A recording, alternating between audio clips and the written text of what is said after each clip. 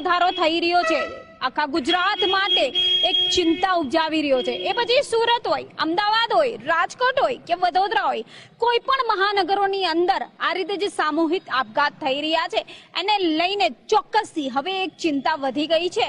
ક્યાંક વ્યાજખોરોના ત્રાસથી વ્યાજ વધારી લેતા અથવા તો પૈસા ચાઉ કરી જતા આ રીતના બનાવ બને, તો ક્યાંક બેરોજગારીને કારણે, તો ક્યાંક આર્થિક સંક્રમણને કારણે આખો પરિવાર નાના નાના ફૂલ જેવા બાળકોની સાથે સામૂહિક આપઘાત કરી લેતો છે। સુરત ખાતે બી આવા ઘણા બનાવો બન્યા છે। ત્યારે સુરત ખાતે કેટલાક લોકો હાલ આપણી સાથે જોડાયા છે, આપણે એ લોકોથી જ વાત કરીને જાણીએ કે એમનું શું કહેવું છે। સર, સૌપ્રથમ તમારી પાસે આવવા માંગીશ, વ્યાજખોરોનો ત્રાસ કહો કે આર્થિક સંક્રમણ કહો, ચોંકાવનારા આંકડા જે સામે આવી રહ્યા છે એને લઈને તમારો શું મંતવ્ય છે? હું એડવોકેટ પરીક્ષિત રાઠોડ, હું જાણું છું કે પૂરા ગુજરાતની અંદર જે મધ્યમ અને ગરીબ વર્ગના માણસો છે એ વ્યાજખોરોના ચક્કરમાં ફસાય છે। વ્યાજખોરોમાં ફસાવાનું એક જ કારણ છે કે આ દેશમાં કાયમી મોંઘવારી અને ધંધા રોજગાર પડી ભાંગ્યા છે, બેકારી। સરકાર આ ધંધા રોજગાર આપવામાં નિષ્ફળ ગઈ છે। આ સરકાર જે વ્યાજખોરો ખુલ્લેઆમ વ્યાજ લૂંટે છે અને જ્યારે પોલીસ પકડે છે ત્યારે ડીવાયએસપી કે એસપી કક્ષાના કે પીઆઈ કક્ષા સુધી વાત પહોંચતી નથી, પણ એનો નીચેનો જે સ્ટાફ છે એ વ્યાજખોરોને પકડે અને જે ફરિયાદી હોય એને ત્રાસ આપી અને સોદા અથવા તો સમજૂતી કરાવે છે। ખૂબ જ દુઃખદ છે।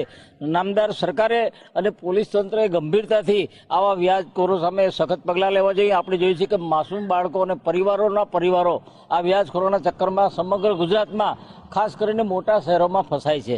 આ લોકો રોજનું રોજ રડી ખાતા હોય એવા લોકો પોતાની આર્થિક પરિસ્થિતિ નબળીને કારણે વ્યાજે પૈસા લે છે, ધંધા માટે કે એના સામાજિક પ્રસંગો ઉકેલવા માટે।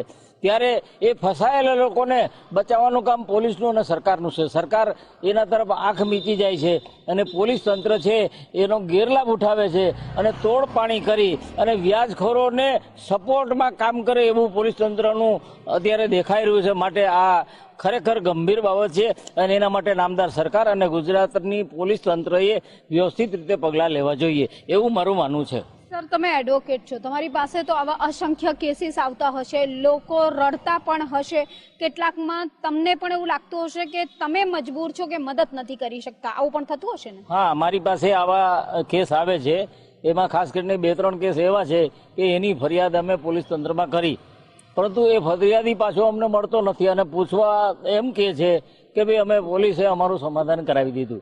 તો સમાધાનમાં તોડપાણી થાય છે અને ફરિયાદીને પોલીસ તરફથી ત્રાસ આપવામાં આવે છે, એની એફઆઈઆર કરતા નથી। તો શા માટે એફઆઈઆર કરીને આ જે ગુનેગાર છે એને સજા કરવામાં નથી આવતી?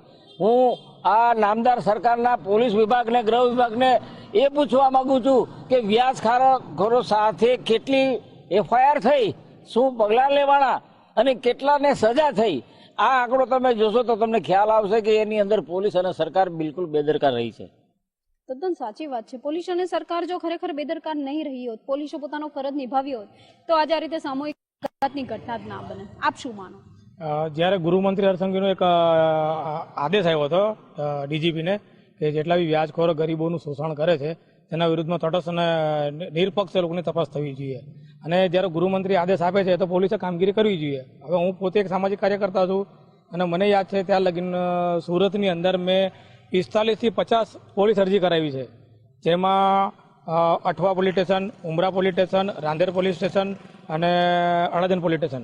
કેટલી અરજી કરાવી છે તમે અને શા માટે?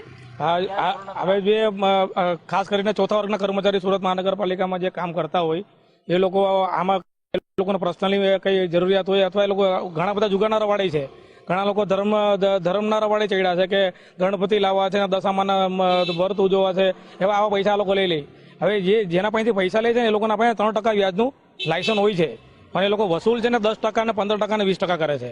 હવે જ્યારે પૈસા આપે ને ત્યારે ચેક લઈ લે, બ્લેન્ક ચેક લઈ લેવામાં આવે છે અને લખાણ કરવામાં આવે છે અને એ લોકો જ્યારે પકડે ત્યારે બધા કહે મારી પાસે લખાણ હતું, પણ જ્યારે વસૂલીનો જ્યારે વારો આવે ને ત્યારે આ લોકો જ્યારે અગર 1 લાખ રૂપિયા આપ્યો ને તો 1 લાખનો 10% વ્યાજ કેટલું રૂપિયા હતું એ હિસાબે વસૂલ કરે। જ્યારે એની કેપેસિટી હોય ત્યાર સુધી ભરે અને જ્યારે ના ભરે ને ત્યારે આ ચેક લખીને એ લોકો પોલીસ સ્ટેશનમાં ફરિયાદ આપે અને ચેક રિટર્નનો કેસ કરાવે।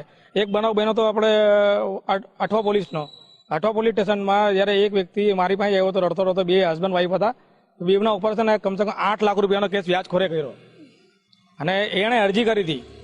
તો પોલીસની ત્યાં ઈમાનદારી બનવી જોઈએ કે જે માણસ આવ્યો છે મારી પાસે એની આખી હકીકત લખીને એક પેપરમાં આપે છે કે અમે આટલા રૂપિયા લીધા હતા, તો તટસ્થ તપાસ થવી જોઈએ. તો પોલીસે ફરિયાદીની ઉપર એફઆઈઆર કરી, અઠવા પોલીસ સ્ટેશન ફરિયાદી ઉપર એફઆઈઆર કરી. અને ફરિયાદી જ્યારે મારી પાસે આવ્યો તો મને કે રમેશ તો મારા પર અરજી છે, ત્યારે મેં એક્શન આપણે જોઈન્ટ પોલીસ કમિશનર ડામોર સાહેબનો પરિપત્ર આવ્યો અને હું લગભગ સુરતના બધા પોલીસ સ્ટેશનનો ટચમાં છું. ડામોર સાહેબને એવું જાહેરનામું આવ્યું કે ભાઈ વ્યાજખોરોના વિરુદ્ધ આપણે લોકસભા લગાવીએ. તો લોક દરબાર લગાવ્યો. લોક દરબારમાં હું ગયો અને લોક દરબાર સાહેબને મેં Athwa police station, Rander police સ્ટેશનમાં એક દિવસમાં 28 અરજી થઈ હતી. એ સાહેબ પીઆઈ સાહેબનું તો લગભગ બદલી બી થઈ ગઈ. ત્યારે ખુદ જોઈન્ટ પોલીસ કમિશનરે પીઆઈને અમારા દેખતા સમક્ષ ખખડાવ્યા કે તમારા પોલીસ સ્ટેશનમાં 28, 15 અરજીઓ અપાઈ છે, તે છતાં બી એનું નિકાલ થતો નથી અને માણસો અટવાય છે. ત્યારે અમે એને એ વ્યક્તિને ઊભો કર્યો અને એને કીધું ભાઈ તારી રજૂઆત કરતું. તો એણે રજૂઆત કરી કે અઠવામાં આવી રીતે અરજી આપી હતી અને મારી ફરિયાદ લેવાના જગ્યા પર પોલીસે મારા વિરુદ્ધનો ગુનો દાખલ કર્યો. હવે પેલો બિચારો ન્યાય લેવા ગયો તો એ ગુનેગાર બની ગયો. માન્ય પરીક્ષિત રાઠોડ સાહેબ, વકીલ સાહેબે જે કહ્યું તે, આપણા સામાજિક કાર્યકર્તા રમેશભાઈ મકવાણાએ જે કહ્યું તે સાથે હું સંપૂર્ણ રીતે સહમત છું.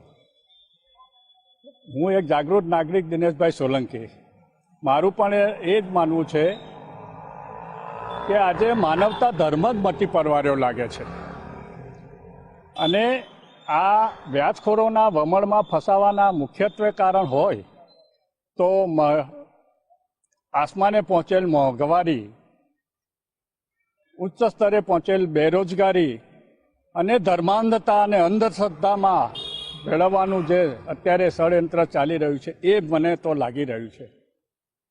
અને આ પ્રત્યે સરકારે અને પ્રશાસને પ્રજાને મૂર્ખ બનાવવાના કરતા સખત કાર્યવાહી, જે પોતાના વચનો અને જાહેરાતો કરે છે તેને સંપૂર્ણ રીતે અમલી કરીને પ્રજાહિતમાં કાર્ય કરવું એવું મારું માનવું છે. એટલે ક્યાંક ને ક્યાંક આર્થિક સંક્રમણ છે એ પણ એક આવી રહ્યું છે અને એની સાથે વ્યાજખોરોનો જે ત્રાસ છે. સુરત ખાતે તો એવી ચોંકાવનારી વાતો મંતવ્ય ન્યૂઝ સમક્ષ જે લોકો અત્યારે કરી રહ્યા છે, પોલીસ સ્ટેશનોની જે વાતો થઈ રહી છે, જે સમાધાનની વાતો થઈ રહી છે, આ વાતો ખૂબ જ ચોંકાવનારી છે. જે મુદ્દો મંતવ્ય ન્યૂઝ દ્વારા ઉઠાવવામાં આવ્યો છે, જે આર્થિક સંક્રમણને કારણે કહો કે વ્યાજખોરોને કારણે કહો, સામૂહિક આપઘાત જે વધી રહ્યા છે, આ તમામના પાછળ લોકો સ્પષ્ટ જે છે તંત્રને, પોલીસ તંત્ર, સરકાર કહો કે અન્ય જે લોકો કહો, જે પોતાની ફરજ નિભાવવાને બદલે લોકોને એટલે કે ફરિયાદીને જ્યારે આરોપી બનાવી દેવામાં આવતો હોય તો એનાથી તો મોટી નિષ્ફળતા શું કહી શકાય છે. કેમેરામેન શોએબ શેખની સાથે રાબિયા સાલે, મંતવ્ય ન્યૂઝ, સુરત.